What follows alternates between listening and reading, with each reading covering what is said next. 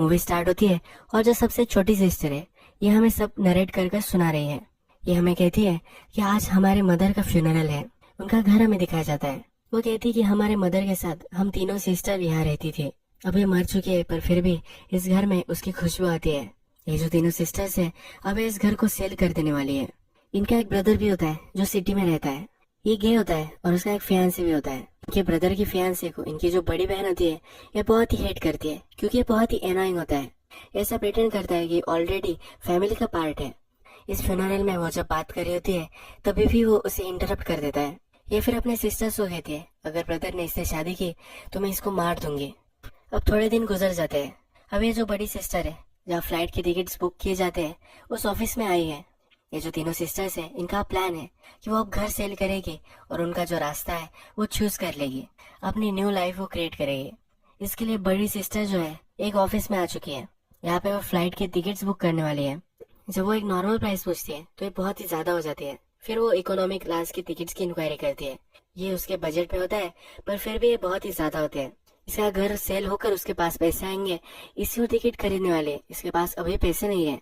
ये एक डेट की टिकट बुक करना चाहती है। ये जो टिकट बुक करने वाली होती है इसकी मदर को जानती थी। ये बोलती है तुम्हारी मदर बहुत ही काइंड थी, मेरी वो फेवरेट टीचर थी। सिस्टर कहती है कि सच है वो बहुत ही काइंड थी। इसके पास पैसे नहीं होते तो ऑफिस की लेडी उसे कहती है कि तुम अभी बुक कर सकते हो, सिर्फ तुम्हारा क्रेडिट कार्ड मुझे दे दो, अभी तुम्हें पे नहीं करना पड़ेगा। बड़ी सिस्टर भी इसके लिए मान जाती है। नेक्स्ट सीन में हमें जो मिडिल सिस्टर है वो दिखाई गई है। ये एक टीचर होती है। अपना स्टूडेंट का जो ऐसे होता है ये वो रिव्यू कर रही होती है। उसका स्टूडेंट उसे अपना पूरा रिव्यू पढ़कर सुनाता है।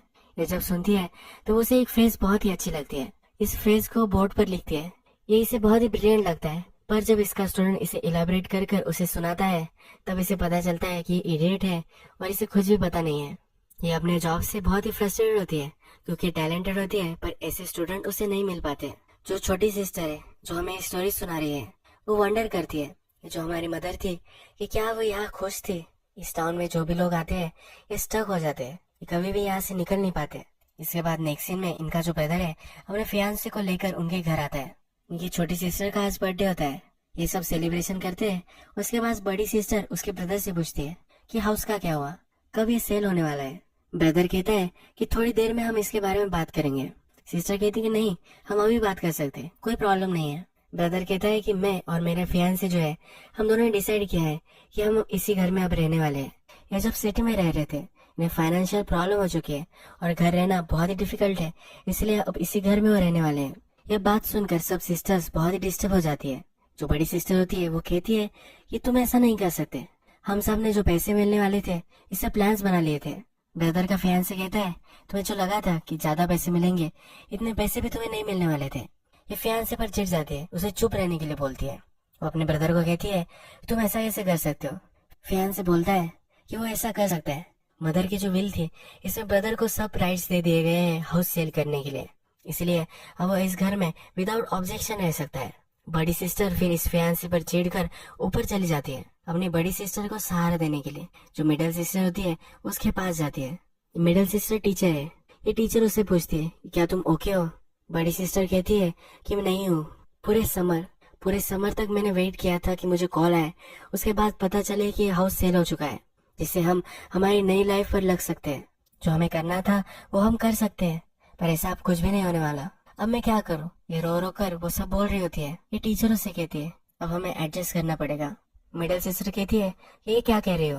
वो कहती है क्या तुम्हें लगता है कि मुझे मजा आता है इन इडियट्स बच्चों को सिखाने में, पर मुझे अब ये करना पड़ेगा। एडजस्ट करने के अलावा उनके पास और भी कुछ ऑप्शन नहीं है। ये बड़ी सिस्टर फिर अपने आप को संभाल लेती है और नीचे जाकर अपने ब्रदर से बात करती है। उससे पूछती है तुम्हारा जो फियांसे है क्या उससे तुम शादी करने वाले हो। वो कहता है कि हाँ मैं उससे शादी करने वाला हूँ। वो पूछती है मदर की जो रिंग थी क्या तुमने उसे दे दी है। वो कहता है कि हाँ मैंने उसे दे दी है। इसका फियांसे गे है तो पहनेगा तो बहुत ही वियर्ड लगेगा। ब्रदर कहता है कि एज ए पेंडेंट वो पहन सकता है। अब जो सिस्टर है उसने अपने हालात एक्सेप्ट कर लिए हैं और अपने ब्रदर को भी उसके फियांसे के साथ उसने एक्सेप्ट कर लिया है। ये ब्रदर कहता है कि सब वर्कआउट हो जाएगा, हम ये कर सकते हैं, यानी कि इस हाउस में वो सब ठीक से रह सकते हैं। अब एक छोटी सिस्टर हमसे कहती है मेरी मदर हैप्पी थी या नहीं थी ये मुझे नहीं पता, पर वो हमेशा लोगों से काइंड थी।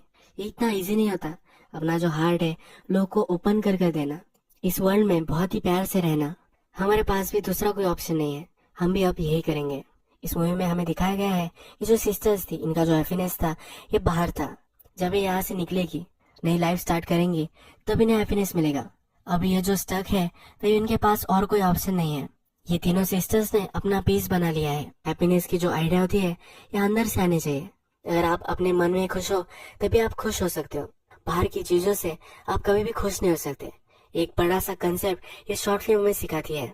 अगर हम एक्सटर्नल चीजों में हैप्पीनेस ढूंढते रहे, हमेशा हम स्टक रहेंगे, क्योंकि हम एक्सटर्नल चीजों को कभी भी कंट्रोल नहीं कर सकते। हमें लगता है कि हम चीजों को कंट्रोल कर रहे हैं, पर कभी भी हम किसी भी चीज के कंट्रोल में नहीं होते। इसी एक ब्यूटीफुल मैसेज के साथ ये मूवी एंड हो जाती है। अगर आपको ये वीडियो अच्छा लगा होगा तो प्लीज इस वीडियो को लाइक कर दीजिएगा। मैं बहुत सारी मूवीज लेकर आता रहता हूँ, तो इसलिए आप इस चैनल को सब्सक्राइब कर दीजिएगा। बेल नोटिफिकेशन आइकॉन भी दबाना मत भूलिए, यानी कि आपको सब मूवीज मिलती रहे। हम फिर से मिलेंगे और एक ब्यूटीफुल मूवी के साथ। तब तक के लिए थैंक यू और आप अपने आप का ख्याल रखिए।